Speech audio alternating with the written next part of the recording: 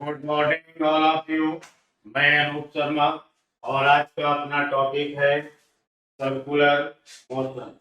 तो बात करते हैं हम लोग सर्कुलर मोशन की। तो सर्कुलर मोशन में हम लोग देख रहे हैं रेडियस वेक्टर। ठीक है भाई, रेडियस वेक्टर देखिए, जब भी कोई पार्टिकल किसी सर्कुलर पाथ में रिवॉल्व करता है तो पार्टिकल के मोशन को हम लोग कहते हैं circular motion.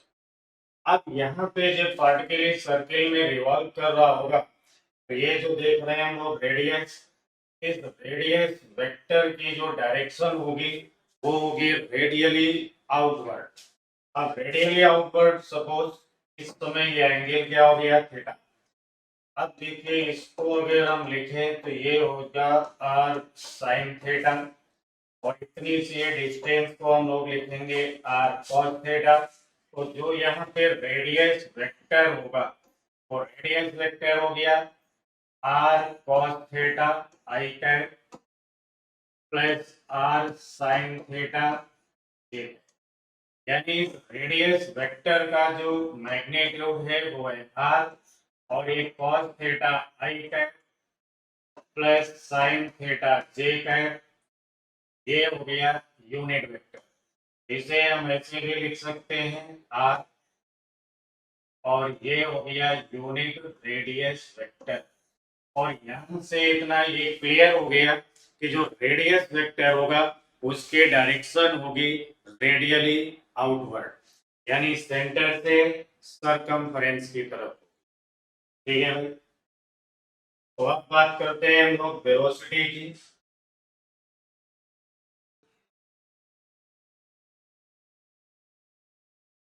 Are cos theta i cap plus sine theta j cap. अब फिर इसको हम लोग डिफरेंशिएट कर लें, मतलब d r upon d t. तो d r upon d t is equal to r, और cos थीटा को डिफरेंशिएट करेंगे हो जाएगा sin थीटा। फिर लिखते हैं d theta upon dt i cap plus r, और यहाँ पे लिखते हैं हम भाई cos theta d theta upon dt। ठीक है, यानी r d theta upon dt को अगर कॉमन ले लिया जाए d थीटा अपॉन dt को, तो यहाँ बच गया minus sine theta i cap plus cos theta.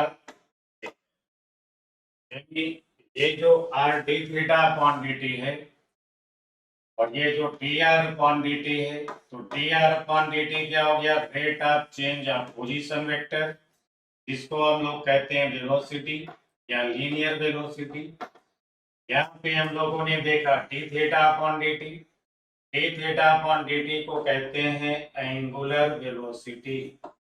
Angular velocity, angular velocity क्या होता है, कहेंगे रेट ऑफ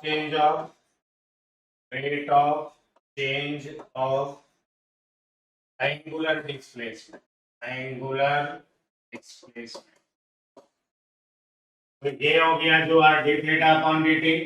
तो r d theta upon d t में आपको रेडियस हो गया, d theta upon d t है एंगुलर वेलोसिटी, यानी rate of change of angular displacement. और इस एंगुलर वेलोसिटी को डिनोट करते हैं ओमेगा से। ओमेगा, ओमेगा क्या है, यही है D theta upon d T. समझ गए, तो ये हो गया एंगुलर वेलोसिटी, और ये है लीनियर वेलोसिटी पार्टिकल की। तो पार्टिकल की जो लीनियर वेलोसिटी है उसे हमने लिखा r d theta upon d t minus sine theta i cap plus cos theta j cap. ये minus sine theta i cap plus cos theta j cap is the unit vector, यानी ये velocity का unit vector है। अभी हमने बोला कि d theta upon dt is equal to omega, और v is equal to, then हम लोग यहाँ पे लिख सकते हैं, यहाँ पे थोड़े आराम से लिख सकते हैं कि v is equal to r omega, और इतनी सी ये जो क्वांटिटी हमको दिख रही है इस ब्रैकेट में, इसे हम कहते हैं यूनिट वेक्टर। तो ये हो गया यूनिट वेक्टर किसका, वेलोसिटी। तो वेलोसिटी वेक्टर क्या है, आर ओमेगा, साथ में यूनिट वेक्टर। यूनिट वेक्टर क्या है, minus sine theta i cap plus cos theta j cap. तो इतना क्लियर हो गया होगा। अब हम लोग बात करते हैं इस वेलोसिटी की कि ये होती किधर है और कितनी होती है। ठीक है भाई, जैसे ही हम लोगों ने बात किया, यहाँ देखिए, तो ये हमको दिख गया यहाँ पे एक पार्टिकल जो सर्कुलर मोशन कर रहा है, और ये पार्टिकल की देखो भाई रेडियस हो गई, और इधर ये जो पार्टिकल की है वो वेलोसिटी होगी। तो यहाँ जो लीनियर वेलोसिटी होगी वो किधर होगी, कहेंगे कि रेडियस के परपेंडिकुलर होगी। यानी अभी अभी हम लोगों ने यहाँ पे लिखा था कि velocity vector is equal to r omega minus sine theta i cap plus cos theta j. और थोड़ी देर पहले हम लोगों ने लिखा था रेडियस वेक्टर था r cos theta i cap plus sine theta j. अब अगर इनका हम लोग डॉट प्रोडक्ट निकालें, यानी यहाँ पे कर दें वी डॉट आर, तो वी डॉट आर करेंगे, ये हो गया आर स्क्वायर ओमेगा और माइनस साइन थीटा कॉस, फिर ये हो गया plus r square omega sine theta cos theta. दोनों के सम को चेक करें तो यहाँ v vector dot r vector is equal to 0। यानी हम लोगों ने पढ़ा था वेक्टर नाम के चैप्टर में कि दो परपेंडिकुलर वेक्टर का डॉट प्रोडक्ट हमेशा 0 होता है। इस बेस पे हम कह सकते हैं कि velocity is always perpendicular to radius vector, यानी velocity is always perpendicular to radius vector, जैसा कि हम लोगों ने यहाँ पे देखा। और ये देखिए ऐसे पार्टिकल अपना घूम रहा होगा, तो कंटिन्यूअस यहाँ वेलोसिटी की डायरेक्शन कंटिन्यूअसली चेंज होती रहेगी। अब वेलोसिटी की डायरेक्शन कंटिन्यूअस यहाँ पे चेंज हो रही है, इवन इस वेलोसिटी का मैग्नीट्यूड कांस्टेंट है, बट डायरेक्शन कंटिन्यूअसली यहाँ पे चेंज हो रही है, तो हम कहेंगे कि अगर ये यूनिफॉर्म सर्कुलर मोशन है, यानी कैसा सर्कुलर मोशन है, यूनिफॉर्म। यूनिफॉर्म सर्कुलर मोशन का मतलब होता है स्पीड कांस्टेंट, यानी बात हम यहाँ करेंगे स्पीड की, तो स्पीड यहाँ क्या रहेगी, कांस्टेंट रहेगी। वेलोसिटी क्या होगा, कहेंगे चेंज होगी, change due to change the direction, due to change the direction of motion, यानी मोशन की डायरेक्शन चेंज हो रही है, इसलिए वेलोसिटी वेक्टर यहाँ कंटिन्यूअसली चेंज होता रहेगा। अब वेलोसिटी वेक्टर चेंज होगा बट स्पीड क्या रहेगी, कांस्टेंट रहेगी। तो काइनेटिक एनर्जी के लिए अगर हम लिखते हैं यहाँ पे, तो काइनेटिक एनर्जी होगी हाफ एम वी स्क्वायर, और ये काइनेटिक एनर्जी भी क्या रहेगी, कांस्टेंट रहेगी, यानी काइनेटिक एनर्जी भी यहाँ पे चेंज नहीं होगी। अब बात कर लें अगर हम मोमेंटम की, तो मोमेंटम को लिखते हैं हम लोग P और P इज इक्वल होता है m v vector. Velocity vector की डायरेक्शन कंटिन्यूअस चेंज होगी, इसलिए मोमेंटम यहाँ पे क्या होगा, कहेंगे नॉट कांस्टेंट, नॉट कांस्टेंट। फिर क्या होगा, कहेंगे चेंज होगा, चेंज ड्यू टू डायरेक्शन, यानी यूनिफॉर्म सर्कुलर मोशन की पहचान क्या होगी कि स्पीड पार्टिकल की हमेशा कांस्टेंट रहेगी, स्पीड ना कभी कम होगी ना कभी ज्यादा होगी, ठीक है। बट वेलोसिटी की बात करें तो वेलोसिटी इसकी कंटिन्यूअसली चेंज होती रहेगी, कंटिन्यूअसली वेलोसिटी चेंज होती रहेगी ड्यू टू डायरेक्शन, यानी डायरेक्शन कंटिन्यूअस चेंज होगी बट वेलोसिटी का मैग्नीट्यूड कांस्टेंट है, इसलिए हम बोल रहे हैं कि स्पीड यहाँ पे कांस्टेंट रहेगी। अब काइनेटिक एनर्जी को लिखा जाता है मैग्नीट्यूड ऑफ वेलोसिटी से, it means kinetic energy constant रहेगी, लेकिन मोमेंटम एक वेक्टर क्वांटिटी होती है, वेलोसिटी की डायरेक्शन चेंज होगी तो मोमेंटम वेक्टर भी चेंज होगा। अब अगर हम यहाँ बात करें फिगर में, तो जब पार्टिकल हमारा यहाँ रहा होगा तो इसकी वेलोसिटी की डायरेक्शन ऐसी रही होगी, जब ये पार्टिकल हमारा यहाँ आ गया तो वेलोसिटी की डायरेक्शन देखो ऐसे चेंज हो गई। तो वेलोसिटी की डायरेक्शन यहाँ कंटिन्यूअस चेंज होगी, मोमेंटम चेंज होगा, ठीक है भाई। और वेलोसिटी और रेडियस दोनों एक दूसरे के परपेंडिकुलर होंगे। अब अगर हम बात करें लीनियर डिस्प्लेसमेंट की, तो जो लीनियर डिस्प्लेसमेंट होगा पार्टिकल का वो किधर होगा, कहेंगे along the tangent of circle. जैसे आगे देखिए, यहाँ पे सर्किल बना हुआ है, पार्टिकल यहाँ था चल के यहाँ आ गया, तो इतनी सी ये जो डिस्टेंस हमको दिख रही है यही है इसका डिस्प्लेसमेंट। ये जो डिस्प्लेसमेंट होगा वो डिस्प्लेसमेंट किधर होगा, along the tangent of circular path, ठीक है भाई। तो इस सर्कुलर मोशन में देखिए जो लीनियर वेलोसिटी है, इसी लीनियर वेलोसिटी को हम लिखेंगे ds अपॉन dt, और डिस्प्लेसमेंट भी किधर होगा, टेंजेंशियल, ठीक है भाई। अब बात करते हैं, थोड़ा सा आगे निकलते हैं हम लोग यहाँ से।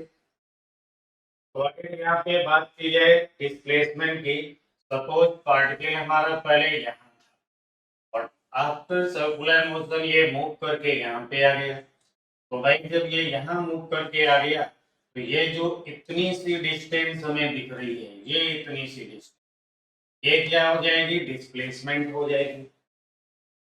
अब इस डिस्प्लेसमेंट को अगर हम कैलकुलेट करें और इतने एंगल को कह लें थीटा बाई टू, इतना एंगल फिर हो गया थीटा बाई टू, यानी पार्टिकल यहाँ से यहाँ तक आने में कितना एंगल टर्न हुआ, हम कहेंगे थीटा।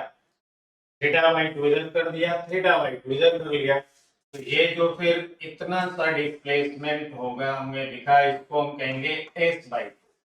और यहाँ अगर हम लिखे साइन थीटा बाई टू, तो ये हो गया परपेंडिकुलर अपॉन हाइपोटेन्यूज, यानी एस इज इक्वल क्या हो जाएगा, 2r sine theta by two. इस तरीके से हम सर्कुलर मोशन में लीनियर डिस्प्लेसमेंट की बात करेंगे। और लीनियर डिस्प्लेसमेंट किधर होगा, कहेंगे ये होगा always tangential to circular path, यानी जो सर्कुलर रास्ता है, सर्कुलर पाथ है, उसी में टेंजेंट के अलोंग होगा। यानी अगर हम ऐसे टेंजेंट ड्रॉ करते हैं तो ये डिस्प्लेसमेंट और टेंजेंट दोनों क्या है, पैरेलल है। तो लीनियर डिस्प्लेसमेंट होगा tangential to circular path, velocity होगी परपेंडिकुलर टू रेडियस, ठीक है भाई। और डिस्प्लेसमेंट यहाँ अगर हम कैलकुलेट करने की बात करें तो डिस्प्लेसमेंट क्या होगा, linear 2r sin theta by two. यहाँ पे ये जो एंगल देख रहे हैं थीटा, तो हम कहेंगे फिर theta is the angle turn by particle, turn by particle about centre, यानी सेंटर के अबाउट पार्टिकल जितना भी एंगल टर्न होगा उसका हाफ एंगल यहाँ पे लिखेंगे। सपोज मान लीजिए हमें कोई क्वेश्चन सॉल्व करना है। अब उस क्वेश्चन में देखिए ये सर्किल बना हुआ है, पार्टिकल ने अपनी जर्नी यहाँ से स्टार्ट की और यहाँ पे जाकर के खत्म कर दी। तो यहाँ जाकर के अगर पार्टिकल ने अपनी जर्नी समाप्त की तो जो एंगल थीटा है वो कितना हो जाएगा, 90 डिग्री। फाइनल और इनिशियल पॉइंट के बीच का जो मिनिमम सेपरेशन है, यानी minimum separation between initial and final position is called displacement, यानी ये जो होना चाहिए वो क्या होगा, डिस्प्लेसमेंट। अब इस डिस्प्लेसमेंट के लिए हम अपना फॉर्मूला इस्तेमाल करते हैं, 2r sin थीटा बाई 2, 2 भी हो गया, r हो गया, और फिर हम लिखेंगे sin 45, because particle turn by angle 90 degree, 90 का हाफ हो गया 45 डिग्री, और डिस्प्लेसमेंट मिल गया हमें r√2। तो इस फॉर्मूले के हेल्प से हम लोग पार्टिकल का लीनियर डिस्प्लेसमेंट कैलकुलेट करेंगे। लीनियर डिस्प्लेसमेंट यानी लीनियर डिस्प्लेसमेंट कितना हुआ पार्टिकल का, वो एक फार्मूला बताएगा। कितनी चीजें क्लियर हो गई। अब हम लोग आगे बात कर लेते हैं भाई। तो आगे बात करते हैं फिर। तो यहाँ पे देखिए एक्सेलरेशन की बातें हो जाए, तो एक्सेलरेशन की अगर बात किया जाए तो एक्सेलरेशन, अब यहाँ पे जब एक्सेलरेशन के लिए हम बोलेंगे तो एक्सेलरेशन दो तरीके के होंगे यहाँ पे।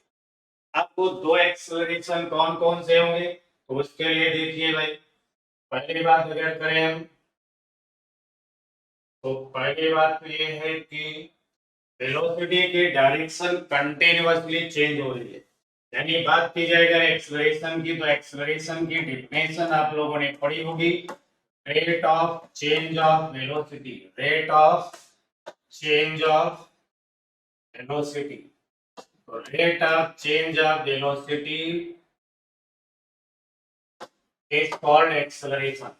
ठीक है, rate of change of velocity is called acceleration, but velocity is a vector quantity, is a vector quantity and vector has magnitude as well as direction।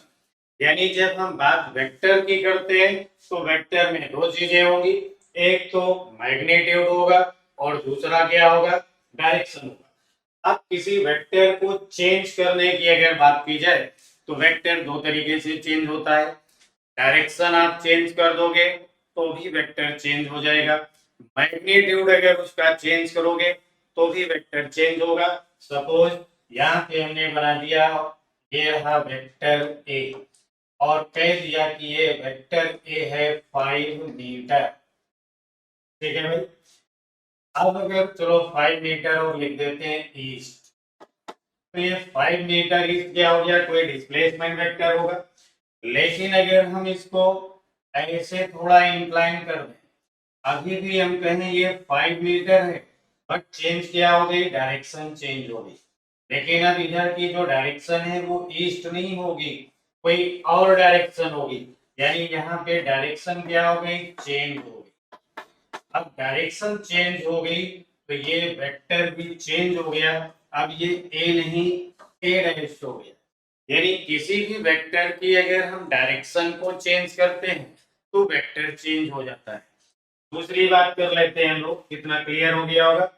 फिर देखते हैं हम लोग, जैसे हमने कह दिया इधर है वेलोसिटी वेक्टर और ये वेलोसिटी वेक्टर कितना है, 5 मीटर पर सेकेंड। तो इसको भी ईस्ट कहेंगे। अब अगर यहीं पे कहें कि वेलोसिटी हो गई 10 मीटर पर सेकेंड, डायरेक्शन अभी भी ईस्ट है, बट ये अब बी नहीं रहा, क्या हो गया, बी डैश हो गया। यानी वेक्टर दो तरीके से चेंज होंगे, हम मैग्नीट्यूड चेंज करेंगे तो भी वेक्टर चेंज होंगे, डायरेक्शन को चेंज करेंगे तो भी वेक्टर चेंज हो जाएगा। इसलिए ड्यूरिंग सर्कुलर मोशन, जब कोई भी पार्टिकल किसी सर्कुलर पाथ में रिवॉल्व करता है तो उसकी वेलोसिटी की डायरेक्शन कंटीन्यूअस चेंज होती है। इवन अगर नॉन यूनिफॉर्म सर्कुलर मोशन है तो स्पीड का मैग्नीट्यूड भी चेंज हो सकता है। यानी मैग्नीट्यूड भी चेंज हो सकता है, डायरेक्शन भी चेंज हो सकता है। अगर हम कहें मैग्नीट्यूड कांस्टेंट है, यानी कांस्टेंट स्पीड से पार्टिकल मूव कर रहा है, तब भी वेलोसिटी वेक्टर चेंज होगा due to change the direction. ठीक है, तो यहाँ जब हम एक्सेलरेशन की बात करेंगे तो यहाँ एक नहीं दो एक्सेलरेशन होंगे या दो एक्सेलरेशन हो सकते हैं। पहला एक्सेलरेशन जिसे हम लोग कहेंगे सेंट्रीपिटल एक्सेलरेशन, ये हो गया यहाँ पे कौन सा, सेंट्रीपिटल। उस सेंट्रीपिटल एक्सेलरेशन क्या होगा, कहेंगे ये होगा रेट ऑफ चेंज ऑफ, ये है rate of change of velocity vector due to change the direction only, due to change the direction only। यानी जब किसी वेक्टर की केवल डायरेक्शन, यानी यहाँ वेलोसिटी वेक्टर की डायरेक्शन चेंज हो रही है, तो डायरेक्शन चेंज होने की वजह से वेलोसिटी वेक्टर के चेंज होने का जो रेट है उसको हम कहेंगे सेंट्रीपिटल एक्सेलरेशन।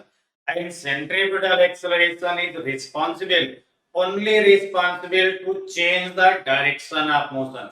यानी ये सेंट्रीपिटल एक्सेलरेशन जो है ये वेलोसिटी की यानी मोशन की डायरेक्शन को कंटिन्यूअसली चेंज करेगा, जिसकी वजह से पार्टिकल इस सर्कुलर पाथ पे रिवॉल्व करता रहेगा। कितना क्लियर हुआ? अब हम लोग बात करते हैं कि कैसे कैलकुलेट करेंगे। तो इसके कैलकुलेशन के लिए देखिए हमने यहाँ पे सर्किल बनाया, समझ गए भाई। अब इस सर्किल में हमने कह दिया कि पहले जो अपना पार्टिकल था वो यहाँ था, अब यहाँ था तो उसकी वेलोसिटी फिर इधर होना चाहिए, तो ये हो गई इसकी वेलोसिटी वेक्टर। थोड़ी देर के बाद में ये पार्टिकल अपना यहाँ पहुंच गया, अब यहाँ पहुंच गया तो ये हो गई पार्टिकल की फाइनल वेलोसिटी। पार्टिकल सेंटर पे कितना एंगल टर्न हो गया, थीटा, और ये तो रेडियस है। कितनी बात क्लियर हो गई होगी? यानी ये इनिशियल वेलोसिटी की डायरेक्शन, ये फाइनल वेलोसिटी की डायरेक्शन, और इनका मैग्नीट्यूड क्या है, कांस्टेंट है, सेम है। इट मींस कैसा सर्कुलर मोशन है, यूनिफॉर्म सर्कुलर मोशन है। Uniform circular motion, but velocity vector change हो गया। अब यहाँ हमें कैलकुलेट करना है rate of change of velocity vector. तो भाई हमने क्या किया, इस वेक्टर की डायरेक्शन को पीछे प्रोड्यूस किया। अब रेडियस और वेलोसिटी परपेंडिकुलर होते हैं, इट मींस ये एंगल क्या होना चाहिए, 90, तो ये एंगल भी क्या हो जाना चाहिए, 90। अब यहाँ अगर हम ध्यान से देखें तो इसमें चार साइडें हैं, 1 2 3 एंड 4, 1 2 3 एंड 4, चार साइडें होगी। तो इसमें टोटल जो एंगल होगा वो 360 डिग्री होगा। ये 90, इधर 90, ये एंगल थीटा। इट मींस ये जो एंगल बन रहा है वो एंगल कितना होना चाहिए, फिर 180 माइनस थीटा। अब ये एंगल हो गया 180 माइनस थीटा, तो फिर इतना सा एंगल होना चाहिए थीटा। समझ गए भाई? यानी यहाँ पे इनिशियल वेलोसिटी और फाइनल वेलोसिटी के बीच में कितना बड़ा एंगल हो गया, थीटा एंगल हो गया। अब हमें कैलकुलेट करना है भाई चेंज इन वेलोसिटी। इसका मतलब होगा final velocity minus initial velocity as per vector law. As per vector law देखिए हमने यहाँ से ऐसे, ये तो है अपना फाइनल वेलोसिटी और इनिशियल हमारी इस डायरेक्शन में थी, तो हमने इसको इधर ड्रॉ कर दिया, ये हो गई माइनस थ्री इनिशियल।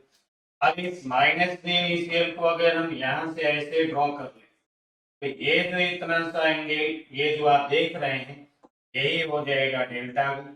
अब इस डेल्टा वी को सॉल्व करने के लिए हमें वेक्टर की हेल्प लेनी पड़ेगी। हम लिखते हैं v initial square plus v final square minus 2 v initial v final cos theta. अब यहाँ इनिशियल और फाइनल दोनों वेलोसिटी का मैग्नीट्यूड क्या है, सेम। इट मींस हम लिखते हैं v square plus v square minus 2v square cos theta. और यहाँ पे अगर हम 2v स्क्वायर को कॉमन ले लें अंडर रूट के अंदर, within under root common ले लें अगर हम 2v स्क्वायर, तो ये हो जाएगा 1 माइनस cos थीटा। अब cos 2 थीटा का फॉर्मूला अगर वहां पे लिख करके रिप्लेस करें, फर्दर इसको और सॉल्व करें, तो ये जो डेल्टा v है वो डेल्टा v हमें मिलना चाहिए 2v sin थीटा बाई 2। यानी यहाँ पे जो चेंज इन वेलोसिटी होगी ड्यूरिंग सर्कुलर मोशन वो होगी 2v sin थीटा बाई 2। ठीक है भाई, तो कितनी चेंज इन वेलोसिटी मिलेगी, 2v sin theta by 2। And this change in velocity, ये जो चेंज इन वेलोसिटी है ये हमेशा ऑलवेज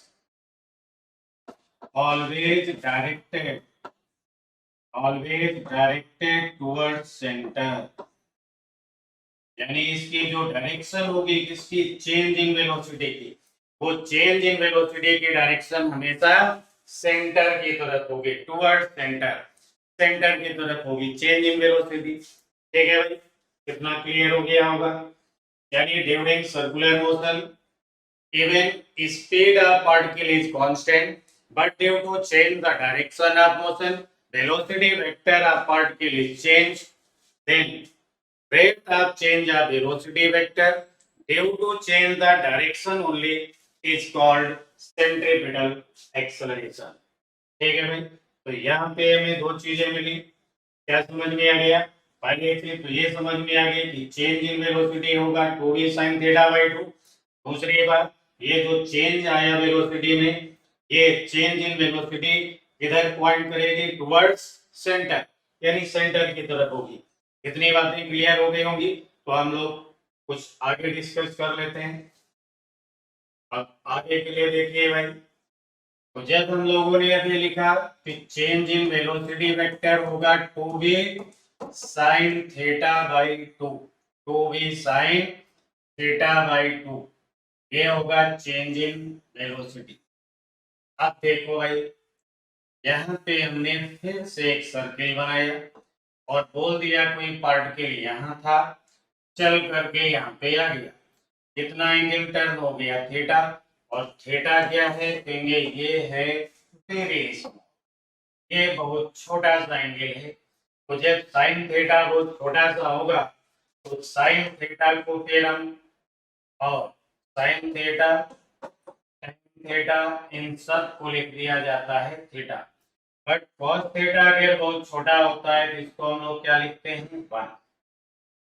यानी यहाँ पार्टिकल एक छोटा सा एंगल टर्न कर लिया। कितना सा एंगल टर्न हुआ? थीटा। थीटा क्या है? Very small. तो जब एंगल बहुत छोटा होता है तो साइन थीटा, टेन थीटा, दोनों को हम लोग क्या लिखते हैं? थीटा। और ये थीटा क्या हो जाता है? Arc upon radius. But cos theta अगर बहुत छोटा होगा तो जीरो को अप्रोच करेगा, और कॉस जीरो की वैल्यू क्या होती है? 1। इसलिए हम अप्रोक्सीमेशन करने के टाइम पे कॉस थीटा को 1 मानते हैं, साइन थीटा, टेन थीटा को क्या लिख देते हैं? थीटा। तो इतनी सी ये जो डिस्टेंस होगी, ये जो आप डिस्टेंस देख रहे हैं, ये हो गई फिर आर थीटा, क्योंकि हम लोगों ने पढ़ा होगा angle is equal to arc upon radius. Angle is equal to arc upon radius, यानी ऐसा आप लोग पढ़ चुके होंगे, angle is equal to arc upon radius. जब हम आर्क लेंथ यहाँ कैलकुलेट करेंगे तो ये रेडियस और ये एंगल हो गया थीटा, यानी ये इतनी सी डिस्टेंस। अब इधर जो स्पीड है पार्टिकल की वो क्या है? कांस्टेंट। तो यहाँ तो चले थे आप जीरो टाइम पे, बट यहाँ कितने टाइम पे पहुंचेंगे? टी। और टी इज इक्वल क्या होना चाहिए? Distance upon speed. और डिस्टेंस आपने कैलकुलेट किया है आर थीटा, स्पीड कितनी हो गई? वी हो गई। यानी थीटा एंगल चलने में कितनी वेलोसिटी में चेंज हुआ, और इतना सा एंगल लगा, टाइम लगा, आर थीटा अपॉन वी। यानी थीटा एंगल टर्न होने में पार्टिकल को टाइम लगा, आर थीटा अपॉन वी, और चेंज इन वेलोसिटी कितना डेवलप हुआ? 2v sin theta by 2। कितनी बात क्लियर हो गई होगी? ठीक है, फिर हम लोग आगे की बात करते हैं। तो जब इतनी बात हो गई क्लियर, तो हम इस डेल्टा v को अब लिख सकते हैं 2v थीटा बाई 2, और यहां से इनको करते हैं हम कैंसिल। तो डेल्टा v यहाँ पे कितना हो गया? v थीटा, एंड थीटा क्या है? Very small. एक्सेलरेशन क्या होगा भाई? Delta v upon delta t, यानी a इज इक्वल टू हमने लिखा v थीटा, और टाइम अभी अभी लिखा था हमने r थीटा अपॉन v, तो ये हो गया भाई v स्क्वायर बाई r। समझ गए? तो सेंट्रीपिटल एक्सेलरेशन कितना होगा फिर? ये जो सेंट्रीपिटल एक्सेलरेशन है ये हो गया v square by r, and always directed towards center, because change in velocity directed towards center, then rate of change of velocity is also directed towards center।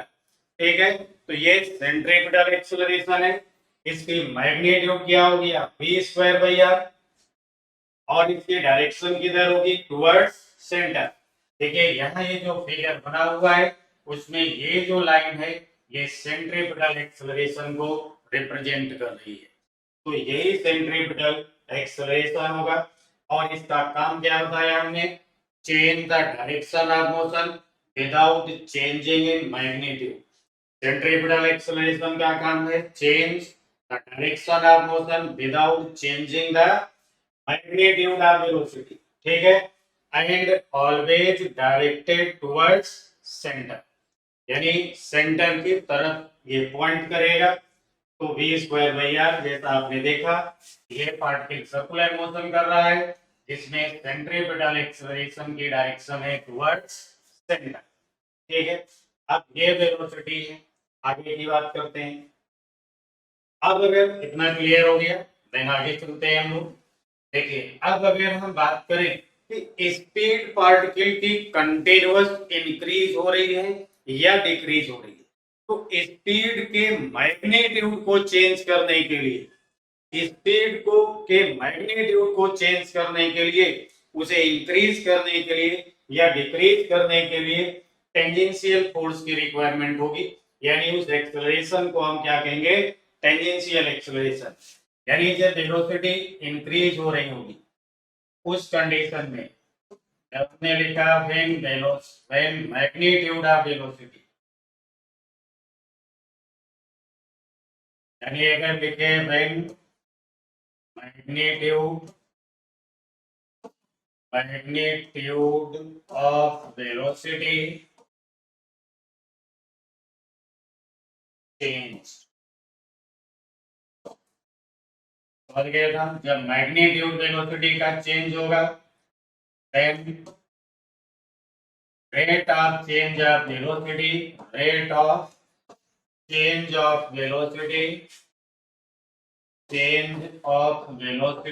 is called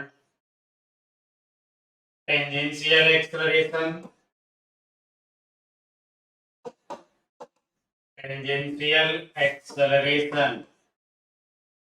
और linear acceleration।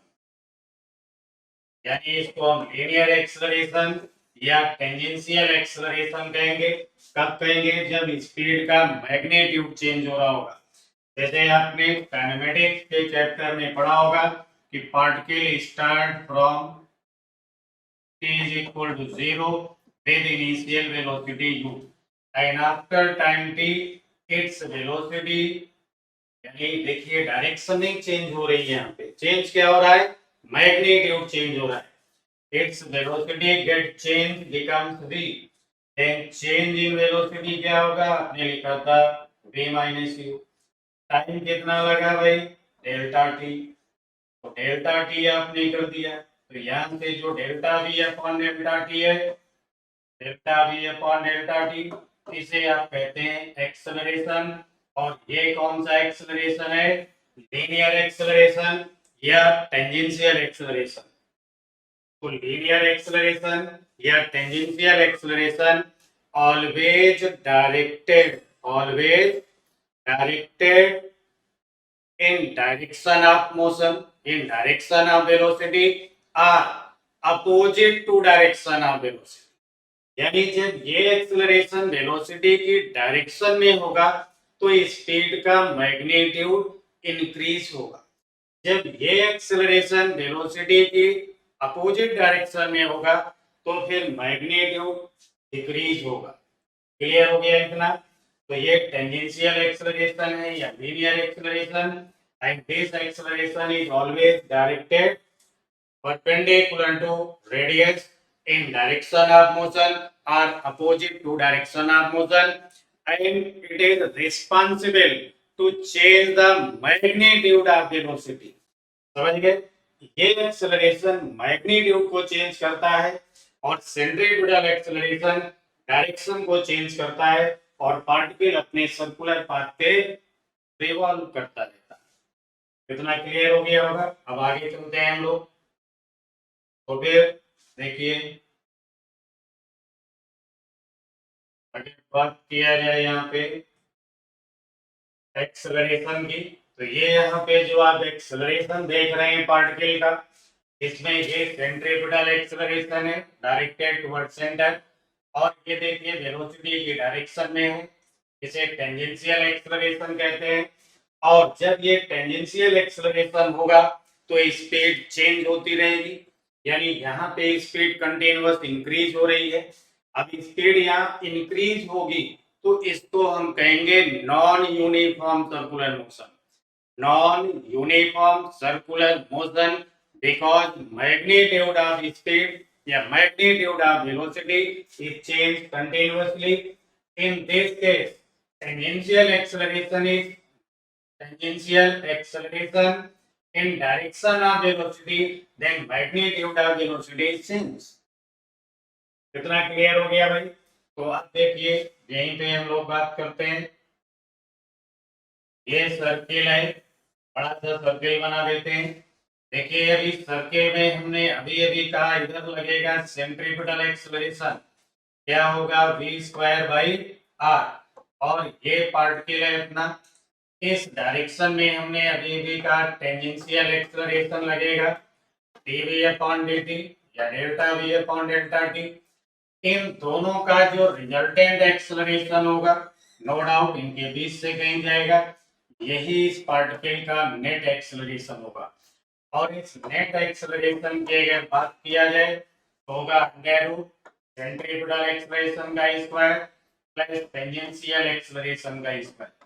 और अच्छे से लिखें तो इसे हम v square by r whole square कर देंगे प्लस dv अपॉन dt यानी rate of change of magnitude of velocity, इसे भी स्क्वायर करेंगे तो फिर मिलना चाहिए net acceleration of particle during circular motion. अब यहाँ अगर इतने सी एंगल की बात करें, ये एंगल हो गया फाई, तो ये जो फाई है ये कहाँ पे बन रहा है? क्योंकि सेंट्रीपिटल और नेट एक्सेलरेशन, तो यहाँ पे नेट एक्सेलरेशन की डायरेक्शन भी डिफाइन कर दिया हमने। tan फाई क्या होगा?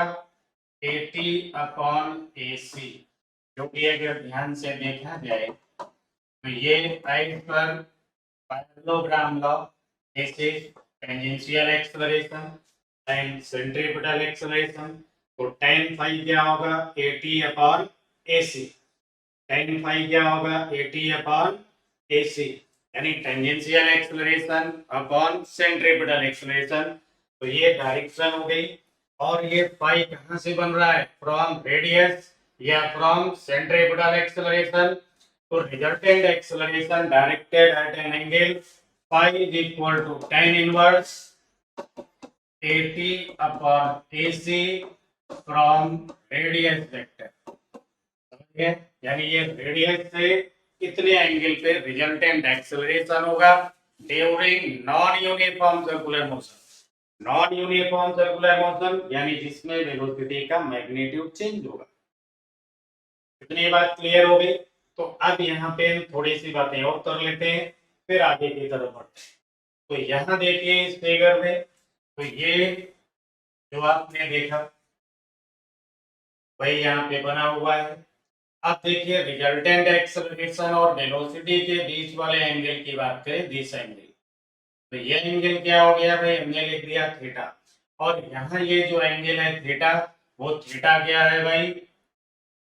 Greater than 0 and less than 90 degree, यानी during non uniform circular motion when speed of particle increases continuously and समझिए increases continuously, in this case angle between velocity and resultant acceleration or net acceleration is always greater than 0 and less than 90 degree, यानी यहाँ velocity और net acceleration के बीच में जो angle होगा वो 0 से हमेशा ज्यादा होगा और 90 से हमेशा ही कम होगा, ऑलवेज लेस देन 90 डिग्री।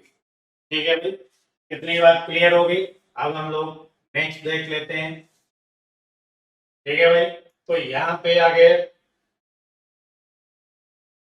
जब यहाँ बात करते हैं हम लोग और इसको देखते हैं, जब इस पे बात किया तो यहाँ देखिए वेलोसिटी ये दिख रही है और ये है टेंजेंशियल एक्सेलरेशन, यानी ये velocity and tangential acceleration both are in opposite direction, both are in opposite direction, then magnitude of velocity continuously decreases, then magnitude of velocity continuously decreases, यानी यहाँ पे जो वेलोसिटी का मैग्नीट्यूड है वो कंटिन्यूअस क्या हो रहा है भाई? डिक्रीज हो रहा है। अब कंटिन्यूअस अगर यहाँ पे डिक्रीज हो रहा है, हमने फिर से बनाया ये सर्किल, देखिए ये पार्टिकल है अपना, ये जो आपको दिख रहा है येलो येलो, ये पार्टिकल हो गया, और पार्टिकल में इस डायरेक्शन में देखिए भाई वेलोसिटी है,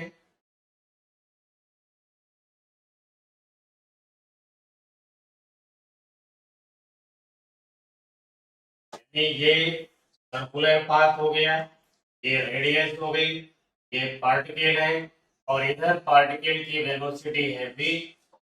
टेंजेंशियल एक्सेलरेशन इस बार इधर है, इसको लीनियर एक्सेलरेशन भी कहते हैं। क्या होता है? Rate of change of magnitude of velocity. दूसरा हम लोग कहेंगे डायरेक्शन में एक और होना चाहिए सेंट्रीपिटल एक्सेलरेशन, जिसको हम लिखते हैं v स्क्वायर बाई r। अब इन दो वेक्टर्स का जो रिजल्टेंट वेक्टर होगा वो ऐसे कहीं जा रहा होगा, इधर ये होगा यहाँ पे net acceleration. This net acceleration is defined as under root tangential acceleration square plus centripetal acceleration का स्क्वायर करेंगे, यानी dv अपॉन dt का square plus v square by r का होल स्क्वायर। ऐसे हम लोग यहाँ पर भी इसके मैग्नीट्यूड को कैलकुलेट करेंगे।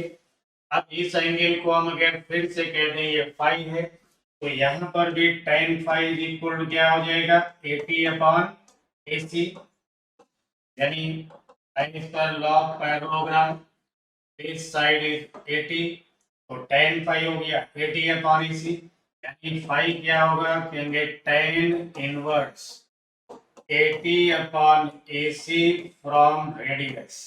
तो रेडियस से इतने एंगल पे, लेकिन अगर बात की जाए यहाँ पे इस बार वेलोसिटी और एक्सेलरेशन की, तो ये एंगल है भाई वेलोसिटी और एक्सेलरेशन के बीच में, ये एंगल इस बार इतना बड़ा सा एंगल दिख रहा है, और ये जो थीटा होगा वो ग्रेटर देन 90 होगा, लेस देन 180 डिग्री होगा। यानी इस बार ये जो एंगल आपको दिख रहा है this angle is greater than 90 and less then 180 degree. when velocity का magnitude continuously decrease हो रहा होगा, it means velocity and tangential acceleration must be in opposite direction. Resultant acceleration will be under root 80 square plus AC square and directed at an angle phi is equal to tan inverse 80 upon AC from radius, but velocity and resultant acceleration makes angle theta and this angle theta is greater than 90 and less than 180 degree होगा। समझ गए भाई? तो non uniform circular motion में, non uniform circular motion में angle velocity और acceleration के बीच में जो एंगल होगा वो 0 से ज्यादा और 180 से हमेशा कम होगा। जब वेलोसिटी इंक्रीज हो रही होगी तो होगा greater than 0 and less than 90 degree. जब वेलोसिटी डिक्रीज हो रही होगी तो यह एंगल होगा greater than 90 and less then 180 degree. इतनी बातें क्लियर हो गई, तो फिर हम लोग अब आगे की बात करते हैं कुछ। अब आगे देखिए यहाँ पे अभी कुछ बातें और कर ली जाएं, जैसे अभी हमने लिखा सेंट्रीपिटल एक्सेलरेशन, उस सेंट्रीपिटल एक्सेलरेशन चले तो आगे बात करें। कितनी बातें क्लियर हो गई भाई? अब इतनी बातें क्लियर हो गई तो फिर यहाँ आगे, और यहाँ पे देखिए ये है आपका सेंट्रीपिटल एक्सेलरेशन या सेंट्रीपिटल फोर्स। तो यहाँ जब हम सेंट्रीपिटल एक्सेलरेशन या सेंट्रीपिटल फोर्स की बात करेंगे तो अभी अभी हमने सेंट्रीपिटल एक्सेलरेशन लिखा था, कितना लिखा था भाई? तो सेंट्रीपिटल एक्सेलरेशन हमने लिखा था v स्क्वायर बाई r। तो देखिए ना भाई क्या लिखा था हमने v square by r। Suppose पहले ये पार्टिकल हमारा यहाँ था, अब ये यहाँ दिख रहा है, कितना एंगल ये टर्न हो गया यहाँ से? Theta angle turn. अब थीटा एंगल टर्न हो गया तो ये जो थीटा हमको दिख रहा है ना, इस थीटा को हम कहेंगे इसका एंगुलर डिस्प्लेसमेंट, एंगुलर डिस्प्लेसमेंट। समझ गए भाई? और इसकी यूनिट अगर हम लिखने की बात करें तो यूनिट क्या होगी? Radian, because angle is measured in radian, तो रेडियन होगी। डायमेंशन की अगर बात किया जाए तो एंगल डायमेंशन लेस होता है, यहाँ पे डायमेंशन इसमें नहीं होंगे भाई, समझ गए ना, डायमेंशन नहीं होंगे, dimensionless, this angle is called angular displacement. अब यहाँ एक बड़ी इंपॉर्टेंट बात है, वो इंपॉर्टेंट बात ये है कि स्मॉल एंगुलर डिस्प्लेसमेंट यानी थीटा, थीटा क्या है, small angular displacement is vector quantity but large angular displacement is scalar। यानी पार्टिकल ने कंप्लीट यहाँ पे मान लो 10 राउंड लगा दिए, अब 10 राउंड पार्टिकल ने लगा दिया तो ये हो गया फिर स्केलर हो गया, थोड़ा सा एंगल टर्न होके पार्टिकल गया वेक्टर होगा। यानी d theta small angular displacement is a vector quantity but large angular displacement is a scalar physical quantity. इतनी बात क्लियर हो गई भाई। तो अब जब इतनी सी बात क्लियर हो गई तो ये जो एंगुलर डिस्प्लेसमेंट है, इस एंगुलर डिस्प्लेसमेंट की जो डायरेक्शन होगी वो होती है along the axis of rotation, यानी ये एंगुलर डिस्प्लेसमेंट हो गया। अब अगर और थोड़ा सा हम लोग इसमें डिटेल में आ जाएं, इतनी डिस्टेंस को अगर हम कहते हैं s, तो ये हो गई r। अब यहाँ थीटा इज इक्वल क्या हो जाएगा, s by r, s is equal क्या हो जाएगा, आर थीटा। डिफरेंशिएट कर दें इसको ds अपॉन dt, तो ये हो जाएगा are d theta upon dt। ds क्या है, लीनियर डिस्प्लेसमेंट यानी वेलोसिटी, लीनियर वेलोसिटी, तो ये हो गया are d theta upon dt is called angular velocity. Starting में हम लोगों ने बोला था, तो ds upon dt is the linear velocity but d theta upon dt is called angular velocity। तो linear velocity और angular velocity क्या हो गया, v is equal to r omega, यानी ये है relation linear displacement and angular displacement का, ये है relation between linear velocity, linear displacement and angular displacement, angular displacement, समझ गए। और ये जो रिलेशन लिखा हुआ है ये है रिलेशन बिटवीन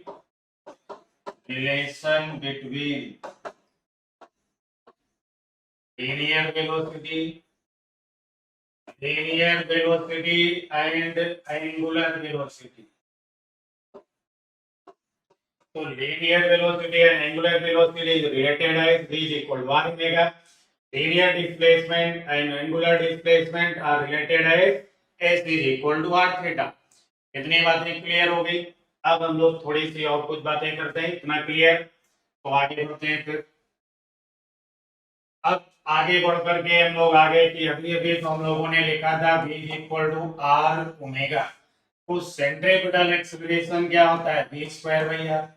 यानी अगर इसको हम v into v by r लिखें तो ये क्या होना चाहिए फिर v ओमेगा, क्योंकि v बाई आर क्या हो जाएगा, ओमेगा, v बाई आर क्या हो जाएगा, ओमेगा हो जाएगा। तो centripetal acceleration is also written as v omega, v omega is also denoted by centripetal acceleration. ठीक है भाई, कोई बात नहीं। फिर हमने यहाँ पे लिखा भाई ये सेंट्रीपिटल एक्सेलरेशन देखो v ओमेगा है, इस रिलेशन में अगर बात करें v is equal to r omega, तो ओमेगा क्या होना चाहिए, v बाई आर, या v हो गया देखो आर ओमेगा, तो हमने फिर यहाँ v को क्या लिख दिया, आर ओमेगा इनटू ओमेगा कर दिया, तो ये हो गया भाई आर ओमेगा स्क्वायर, यानी r omega square is also used for centripetal acceleration. ठीक है भाई, इतनी बातें क्लियर हो गई। तो ये जो सेंट्रीपिटल एक्सेलरेशन है किधर होगा, टुवर्ड सेंटर होगा, क्या लिखेंगे इसको v ओमेगा, या फिर क्या लिखेंगे इसे v स्क्वायर बाई आर, और क्या लिख सकते हैं इसको, तो हम कहेंगे r omega square. And this centripetal acceleration is always directed towards centre. अब देखिए यहाँ पे हमने टेंजेंशियल एक्सेलरेशन की बात नहीं की, तो जब हमने यहाँ टेंजेंशियल एक्सेलरेशन की बात नहीं की तो वेलोसिटी और एक्सेलरेशन के बीच में एंगल क्या होगा, 90 degree, and this is uniform circular motion. in uniform circular motion tangential acceleration or tangential retardation is 0। ठीक है, वेलोसिटी क्या रहेगी भाई, कांस्टेंट रहेगी। Velocity constant, uniform circular motion, velocity and acceleration both are perpendicular to each other.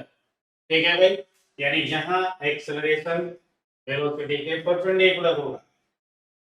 अब बात किया जाए थोड़ी सी और, तो यहाँ देखिए ये पार्टिकल अभी यहाँ पे है, कितने टाइम पे है, 0। फिर से ये पार्टिकल ऐसे घूम के आ रहा होगा, तो जब ये पार्टिकल ऐसे घूम के आ रहा होगा, एंगल इसका कंटिन्यूअसली इंक्रीज हो रहा होगा। अब कितना ये चल करके यहाँ गया, एक रिवॉल्यूशन में 2 पाई, और एक रिवॉल्यूशन में टाइम कितना लग गया, टी। ये जो टी है इसे हम लोग कहेंगे टाइम पीरियड। तो ये हो गया टाइम पीरियड। टाइम पीरियड क्या होता है, कहेंगे ये होता है time taken by particle, time taken by particle to complete one revolution. यानी एक रिवॉल्यूशन कंप्लीट करने में पार्टिकल को जितना टाइम लगा उसे हम क्या कहते हैं, टाइम पीरियड। इसमें डेल्टा टी यहाँ कितना हो गया, कैपिटल टी। एंगुलर डिस्प्लेसमेंट कितना हो गया, वन रिवॉल्यूशन में 2 पाई रेडियन। अब अगर हम डिफाइन करें एंगुलर वेलोसिटी, तो ये हो गया भाई delta theta upon delta t, यानी इसको हम लिखते हैं 2 पाई अपॉन टी। तो angular velocity is also defined as 2 pi upon t. फिर हम लोग जानते हैं भाई 2 पाई अपॉन टी, 2 पाई क्या है, angular displacement for one revolution. Capital T क्या है, time taken by particle to complete one revolution, यानी एक टाइम पीरियड। ठीक है, फिर हम लोग जानते हैं reciprocal of time period is called frequency, जिसे एन एफ या न्यू से डिनोट करते हैं। और ये क्या होता है, reciprocal of time period. According to this, angular velocity will be 2 pi n, या आप चाहें तो 2 पाई न्यू लिख सकते हैं, या अगर आप चाहें तो इसे 2 पाई इंटू एफ लिख सकते हैं। एफ एन एफ न्यू ये सब क्या है, फ्रीक्वेंसी है। इसको क्या डिनोट करते हैं भाई, फ्रीक्वेंसी। ठीक है, तो as per frequency angular velocity denoted as 2 pi n या 2 पाई न्यू, या फिर आप 2 पाई f लिख सकते हैं, जो मर्जी हो आप लिखिए, कोई प्रॉब्लम नहीं। ठीक है, बट हम तो n का इस्तेमाल करते हैं। तो 2 पाई n क्या हो गया, angular velocity. 2 pi upon time period क्या हो गया, एंगुलर वेलोसिटी। एंगुलर वेलोसिटी क्या है, rate of change of angular displacement. अब इतनी सारी बातें क्लियर हो गई होंगी भाई, तो फिर हम लोग थोड़ा सा आगे बढ़ते हैं। कितना क्लियर, तो आगे की बात करते हैं। फिर तो जब हम आगे की बात करेंगे, तो अब देखिए यहाँ पे क्या होने वाला है, तो बहुत कुछ होने वाला है। अब बहुत कुछ क्या होने वाला है वो देखो भाई। तो ये तो बना दिया हमने भाई सर्किल, और इस सर्किल में ये पार्टिकल है जो सर्कुलर मोशन कर रहा है। तो ये भाई ये पार्टिकल है, सर्कुलर मोशन कर रहा है, सर्किल पे ऐसे घूम रहा है, यहाँ से चल के आ रहा होगा, यहाँ से भी चल के आ रहा होगा। ठीक है भाई, अब ये हो गया इसका सेंटर। सेंटर से हमने एक ऐसी लाइन ड्रॉ कर दिया, और इसे जानते हैं क्या कहते हैं, एक्सिस। यानी जो पार्टिकल है वो इस एक्सिस के अबाउट सर्कुलर मोशन कर रहा है, इस एक्सिस के अबाउट ऐसे घूम रहा है ये पार्टिकल, सर्कुलर मोशन कर रहा है। तो जब ये पार्टिकल यहाँ पे होगा, तो भाई ये हो गया देखो रेडियस वेक्टर। और फिर ये पार्टिकल जब यहाँ पहुंच जाएगा, तो अभी भी क्या है, ये रेडियस वेक्टर। देखने में छोटी और बड़ी लाइन लग रही होंगी, but both are equal because radius. इतना सा ये जो आपने एंगल देखा यही है डी थीटा। और इस डी थीटा की जो डायरेक्शन होगी वो इधर लिखेंगे हम लोग। और डी थीटा क्या होती है भाई? Angular displacement. Angular displacement. तो angular displacement is always directed along the axis of rotation. फिर हम आगे, यहाँ पे टाइम क्या था? 0। यहाँ तक आने में टाइम क्या लग गया? dt। तो ये डायरेक्शन होना चाहिए ओमेगा वेक्टर। ओमेगा वेक्टर क्या है? कहेंगे D theta upon dt। D theta upon dt क्या है? तो ये है एंगुलर वेलोसिटी। तो angular velocity and angular displacement both are directed along the axis of rotation। फिर हम लौट करके आए, अब हमने कहा एक टर्म और होता है अल्फा। अल्फा क्या है? कहेंगे D omega upon d t. D omega upon d T क्या है? Angular acceleration. Angular acceleration. तो ये जो हम देख रहे हैं ना, इन्हें कहते हैं एक्सियल एक्सियल वेक्टर। यानी angular displacement, angular velocity, angular acceleration all are directed along the axis of rotation। all are directed along the axis of rotation। even particle revolve in plane। even particle revolve in plane, but angular velocity, angular displacement and angular acceleration of particle always directed along the axis of rotation। तो ये axis of rotation के along होंगे। तो ये इतना clear हो गया। अब इतनी बात क्लियर हो गई तो फिर देखते हैं हम लोग। ये भाई भाई सर्कुलर पाथ, ये फिर से होगी एक्सिस। अब देखिए यहाँ पे हम कहें कोई पार्टिकल, तो ये जो पार्टिकल है ना, इसकी इस डायरेक्शन में क्या होगा? Linear displacement. इसी डायरेक्शन में इसकी लीनियर वेलोसिटी होगी। इसी डायरेक्शन में इसके टेंजेंशियल एक्सेलरेशन होगा। यानी ये जो हमने देखा है क्या है? Radius vector. और ये है भाई पार्टिकल की वेलोसिटी। तो linear velocity, linear displacement, linear acceleration, all are perpendicular to radius vector and directed tangential to circular path. But angular velocity, angular displacement, and angular acceleration directed along the axis of rotation। तो यहाँ पे ये सारे vector एक दूसरे के क्या हो गए? परपेंडिकुलर। यानी इधर आप लिख रहे हैं एंगुलर डिस्प्लेसमेंट, इधर आप कह रहे हैं एंगुलर वेलोसिटी, और इधर ही आप बता रहे हैं एंगुलर एक्सेलरेशन। तो ये तीन वेक्टर होंगे अलोंग एक्सिस ऑफ रोटेशन, और ये तीन वेक्टर इन्हें पोलर वेक्टर कहते हैं। ये डायरेक्ट होंगे किधर? Tangential to circular path. तो ये इनकी वेक्टोरियल डायरेक्शन होगी। और उम्मीद है कि ये सारी चीजें आपको क्लियर हो गई होंगी। तो फिर हम बात करते हैं थोड़ा सा और। अब थोड़ा और आगे अगर चले यहाँ पे, तो देखिए फिर से हमने आपसे कहा भाई ये देखो सर्कुलर पाथ, ये हो गई एक्सिस ऑफ रोटेशन,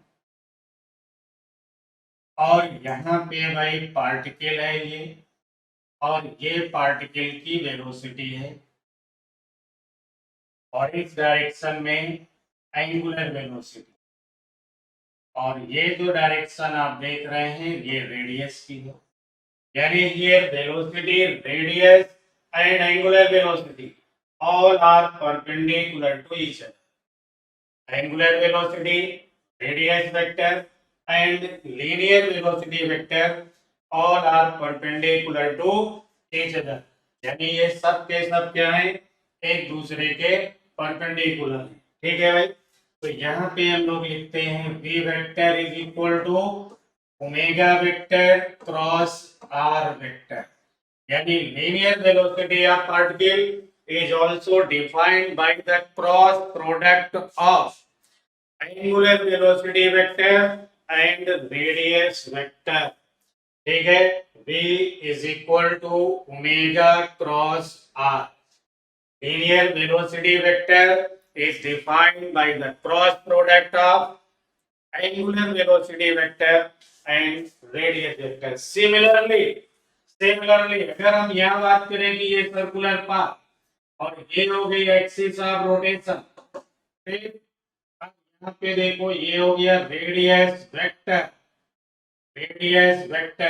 और ये जो पार्टिकल देख रहे हैं हम यहाँ पे, इस पार्टिकल का इधर हो गया भाई टेंजेंशियल एक्सेलरेशन और इस डायरेक्शन में होता है angular acceleration. It means tangential acceleration is also defined by cross product of angular acceleration and radius vector।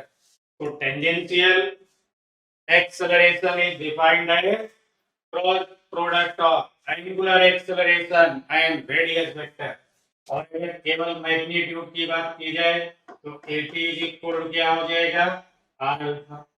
at is equal to क्या होगा r अल्फा। इसको तो आप ऐसे भी समझ सकते हो भाई, कोई टेंशन वाली बात नहीं है। v is equal to क्या होता है r omega. dv upon dt क्या होता है टेंजेंशियल एक्सेलरेशन, ये हो जाएगा rt ओमेगा अपॉन dt।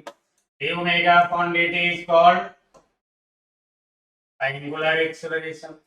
ये आप ऐसे भी इनको डिफाइन कर सकते हो कि dv upon dt is equal to rt omega upon dt।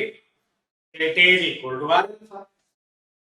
it is equal to r alpha, but at alpha and radius both all are perpendicular to each other। तो ये इनकी अपनी कंडीशन होगी। अब हम लोग इतना क्लियर, तो आगे बढ़ते हैं। आगे बढ़ करके फिर हम लोग अब बात करेंगे फिर से अभी पूरे तरीके से एक्सेलरेशन की। इतनी बातें क्लियर हो गई, तो अब आगे हम फिर से एक्सेलरेशन के लिए। तो एक्सेलरेशन के लिए देखो फिर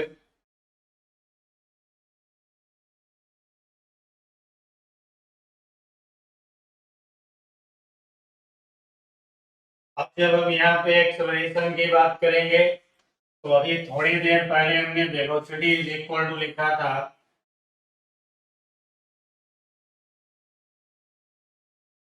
हम लोगों ने लिखा था कि वेलोसिटी इज इक्वल टू है r omega minus sine theta i cap plus cos theta j cap, ऐसा हम लोगों ने लिखा था। अब अगर इनको हम एक बार डिफरेंशिएट कर दें dv अपॉन dt, तो ये हो जाएगा R T omega upon dt, यानी यहाँ प्रोडक्ट रूल लगाएंगे तो minus sine theta i cap plus cos theta j cap किनारे हो गया।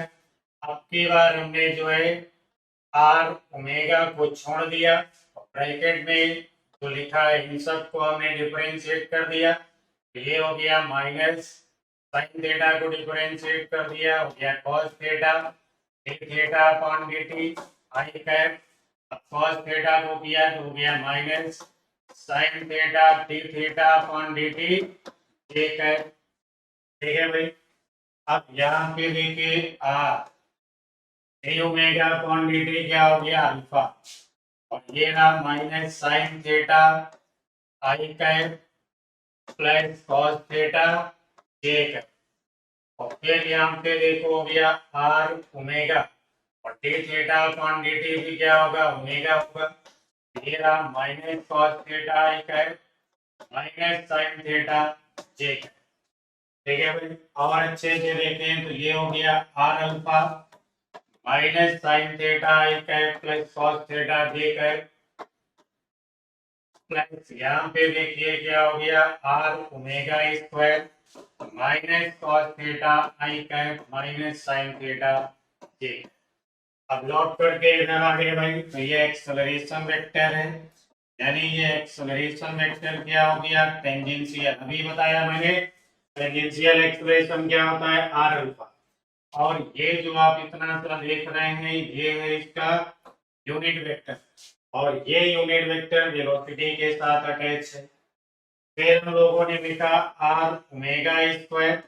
आर ओमेगा स्क्वायर क्या है सेंट्रीपिटल एक्सेलरेशन है, और इसके साथ में ये जो लिखा देख रहे हैं इतना सा, वो क्या है भाई, इतना जो लिखा हुआ देख रहे हैं ये है यूनिट वेक्टर, बट ये रेडियस का यूनिट वेक्टर है उसके अपोजिट डायरेक्शन में।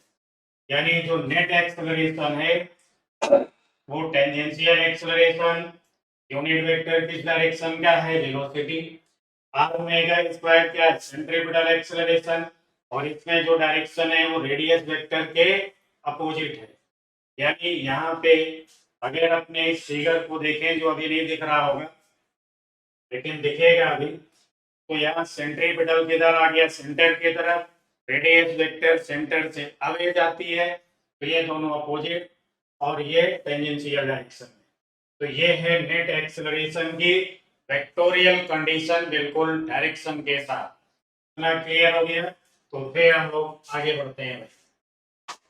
तो ये था एक्सेलरेशन जो यहाँ पे फिलहाल समाप्त होता है। और यहाँ जो आप फिगर देख रहे हैं भाई, वो फिगर देखो आपके सामने है, ये सेंट्रीपिटल एक्सेलरेशन है और ये टेंजेंशियल एक्सेलरेशन है। अभी चलते हैं हम लोग आगे की तरफ। अब आगे क्या बात करेंगे हम लोग, तो इधर देखो ये आ गया, इस पे क्या लिखा हुआ है, सेंट्रीपिटल फोर्स। तो सेंट्रीपिटल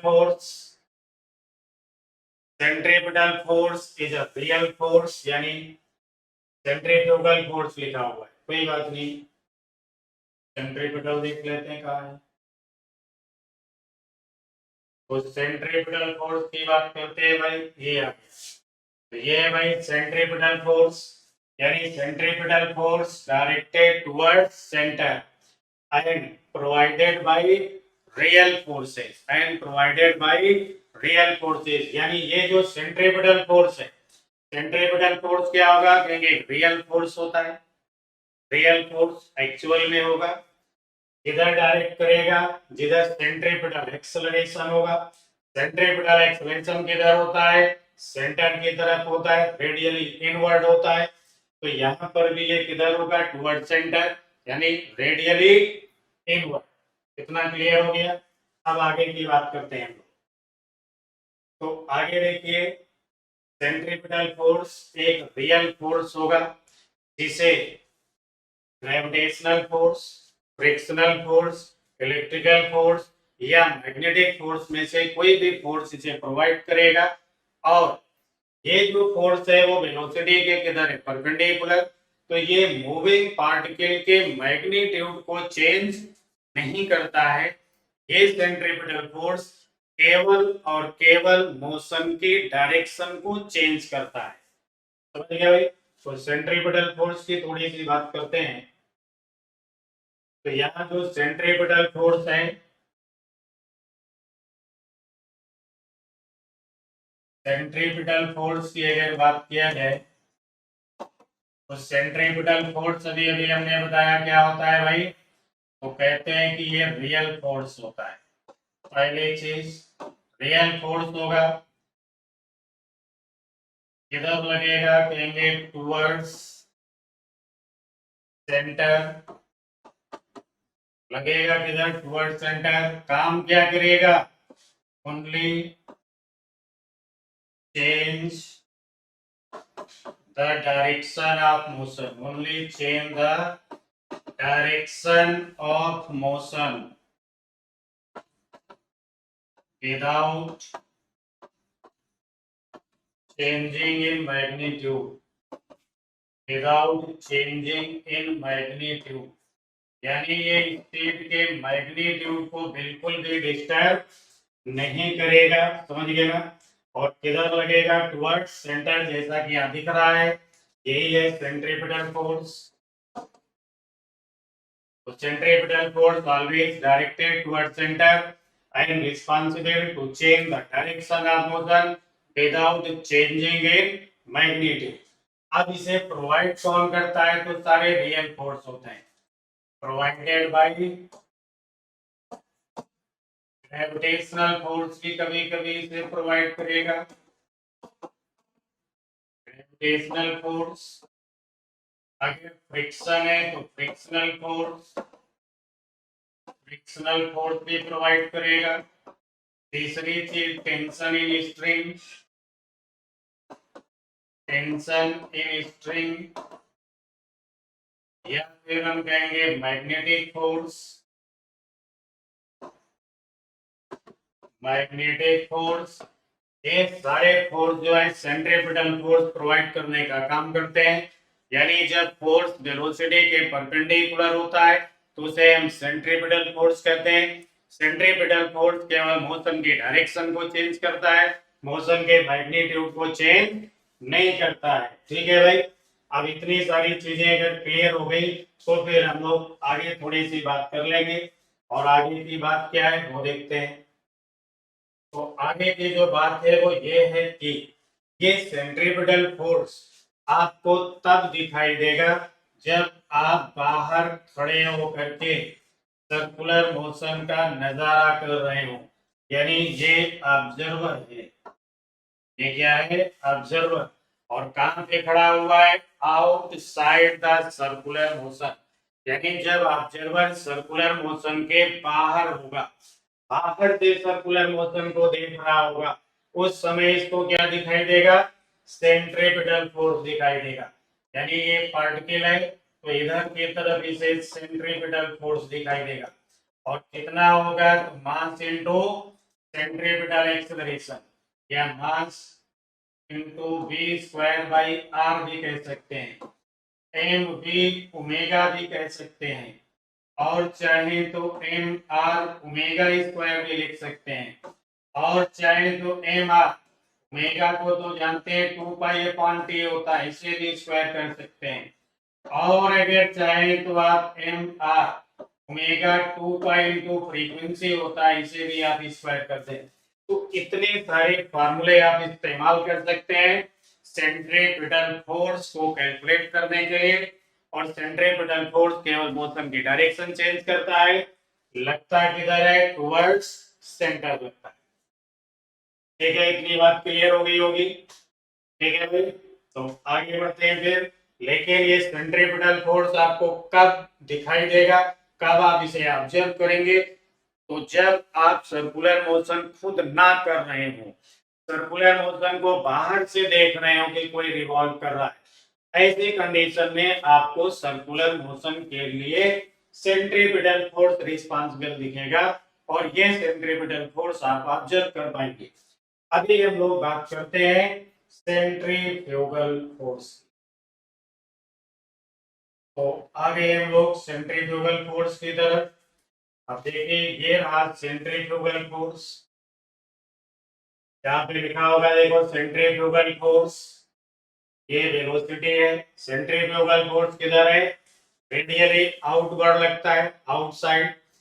लेकिन अब यहाँ पे बात ये है कि ये आपको दिखेगा कब, तो ये आपको तब दिखेगा जब आप खुद से इसी में जाके बैठ जाए। जब आप खुद इसी में जाकर के बैठ जाएं, आप गए इस पे ऐसे बैठ गए, आप क्या हो गए ऑब्जर्वर।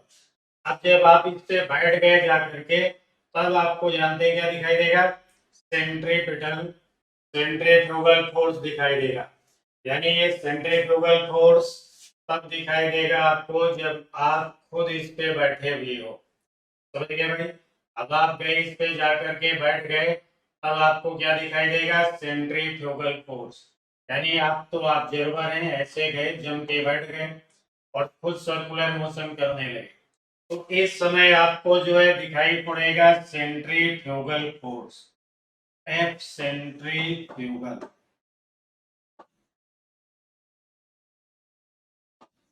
अरे भाई ये सेंट्रीफ्यूगल फोर्स, जो सेंट्रीफ्यूगल फोर्स है ये नॉन रियल फोर्स होता है।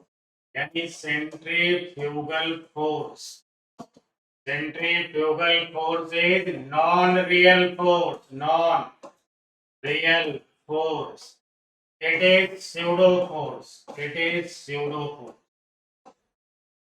स्यूडो का मतलब होता है फॉल्स फोर्स, यानी धोखा, भ्रम होता है केवल हमको। जैसे वैसे ही कुछ भ्रम होता है जब हम कार में बैठ के या ट्रेन में बैठ के जा रहे होते हैं और खिड़की से बाहर देखते हैं तो हमको पेड़ चलते भी नजर आते हैं। और पेड़ किस तरफ चल रहे होते हैं, opposite to direction of train, या बाइक से जा रहे हैं और रोड को आप देखें तो रोड मूव कर रही होती है opposite to direction of motion of bike. तो क्या रोड मूव करती है, करती नहीं है भाई, लगता है हमें, हम ऐसा फील करते हैं, यानी वो फॉल्स मोशन है। वैसे ही यहाँ जब ऑब्जर्वर खुद सर्कुलर मोशन करेगा तो वो एक फोर्स महसूस करता है, फील करता है कि उसके ऊपर लगा होगा, ठीक है, लेकिन एक्चुअल में नहीं होता है, फील कर रहा होता है कि एक फोर्स लगेगा, और उसी फोर्स को हम लोग क्या कहते हैं, सेंट्रीफ्यूगल फोर्स। इसलिए centrifugal force is a non real force, क्या होता है, स्यूडो फोर्स होता है, या force observe by observer due to circular motion itself, समझ गए ना। तो वहां जो रियल फोर्स है वो क्या है, सेंट्रीपिटल फोर्स है, उसी का अपोजिट आप देख लेते हैं, रेडियली आउटवर्ड आपको वो दिखता है, और होता कितना है, तो this force is also equal to mv square भैया, mv omega, m r omega square, या फिर आपके कुछ भी लिख डालें, कोई कुछ नहीं कहने वाला है ना, 2 पाई अपॉन टी का स्क्वायर कर दो। ये सारे फोर्स जितना आपके ऊपर सेंट्रीपिटल फोर्स लगता है ना, उतना ही आप देखते हैं रिलेटिव टू सर्कुलर मोशन। तो जब ऑब्जर्वर खुद सर्कुलर मोशन कर रहा होता है तो वो फील करता है सेंट्रीफ्यूगल फोर्स, और सेंट्रीफ्यूगल फोर्स के numerical value is equal to numerical value of centripetal force, यानी numerical value of centrifugal force is equal to numerical value of centripetal force, but always directed radially outward, observed by observer during circular motion, यानी जब observer खुद circular motion करेगा तब उसको ये चीजें नजर आएंगी। फिलहाल ये स्यूडो फोर्स होता है, कोई भी रियल फोर्स नहीं होता है। तो